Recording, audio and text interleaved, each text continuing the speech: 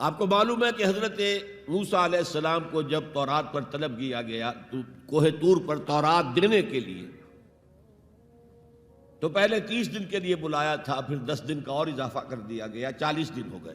فَتَمَّتْ مِیقَاتُ رَبِّکَ 40 لیلہ۔ اس اثنا میں پیچھے فتنے میں مبتلا ہو گئے بنی اسرائیل۔ سامری اس نے ایک ڈھونگ رچایا اور ایک بچڑا جو ہے وہ سونے چاندی کا بنایا ہوا بچڑا ڈھال کر کھڑا کر دیا۔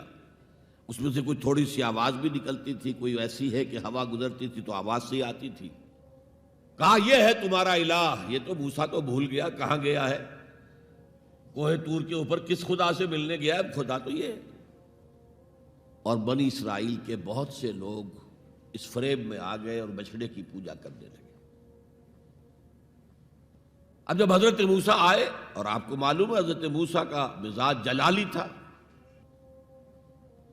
وہ پتھر کی تختیاں لے کر آئے تھے کہ جن پر کوہ طور پر اللہ تعالیٰ نے اپنے احکام 10 جو ہیں، 10 کمانڈمنٹس مشہور، وہ کندہ کر کے آپ کو دیے تھے، وہ ہاتھ میں لے کر آئے۔ یہاں معلوم ہوا یہ صورت پیش آ گئی ہے۔ فَأَلْقَى الْأَلْوَاحَ، تو وہ تختیاں تو آپ نے زمین پہ ڈالی، اور پھر جو احتساب کیا ہے، پہلے تو اپنے بھائی حضرت ہارون کا، ان کی داڑھی کے بال پکڑے، ان کے سر کے بال پکڑے اور کھینچا اپنی طرف۔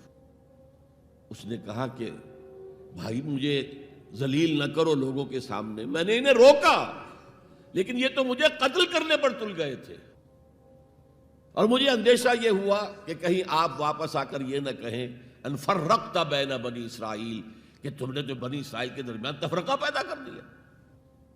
تو میں نے کہا آپ ہی واپس آ کر نپٹے۔ اب پہلی بات نوٹ کیجئے، تاریخ انسانی کا یہ عظیم واقعہ ہے، کئی ہزار یہودی اپنے اپنے قبیلے کے لوگوں کے ہاتھوں ذبح کیے گئے اس پر۔ اللہ تعالیٰ نے حکم دیا اور حضرت موسیٰ نے وہ حکم دیا، اللہ کا حکم موسیٰ نے پہنچایا کہ 12 قبیلے ہیں نا، ہر قبیلے کے جن لوگوں نے یہ حرکت کی ہے ان کو اسی قبیلے کے لوگ اپنے ہاتھ سے ذبح کریں۔ اب یہ بہت بڑی توبہ تھی، بہت بڑی توبہ تھی، بہت بڑی توبہ تھی، اپنے قبیلے کے لوگوں کو قتل کر دینا۔ پھر وہ 70 نمائندے لے کر تمام جو بڑے لوگ تھے کوہ طور پر حاضر ہوئے، اجتماعی طور پر اللہ سے عفو و درگزر کی درخواست بھی کرنے کی۔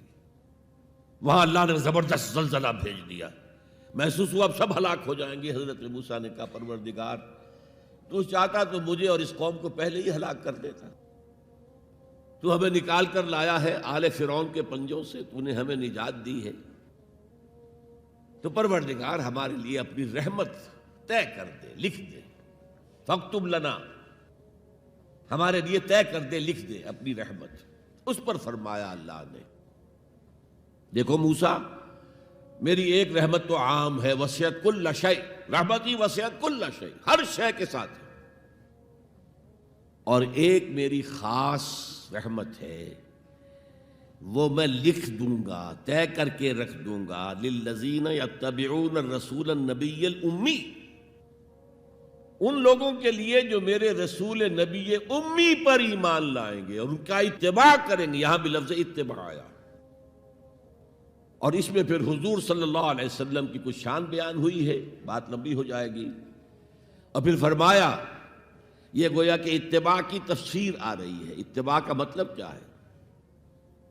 فالذین آمنوا بہ وعزروہ ونصروہ واتبعوا النور الذی انزل معہ اولئک ھم المفلحون، تو جو لوگ ان پر ایمان لائیں گے اور جو ان کی تعظیم کریں گے اور جو ان کی نصرت کریں گے، مدد کریں گے، اور جو اس نور کی پیروی کریں گے جو ان کے ساتھ نازل کیا جائے گا، تو وہی ہوں گے مفلحون، وہ ہوں گے کامیاب ہونے والے، فلاح یافتہ لوگ وہ ہوں گے جو یہ 4 رشتے